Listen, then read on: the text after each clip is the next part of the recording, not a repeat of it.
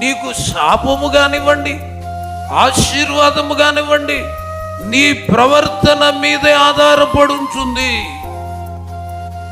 శాపమైన ఆశీర్వాదమైన నీ ప్రవర్తన.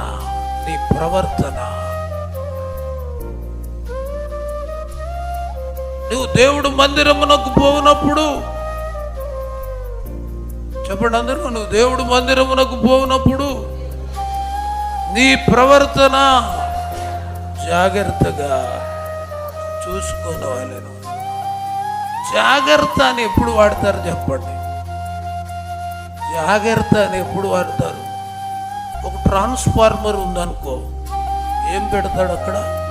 డేంజర్ అని పెడతాడు. జాగ్రత్త ఎందుకన్నాడో తెలుసా?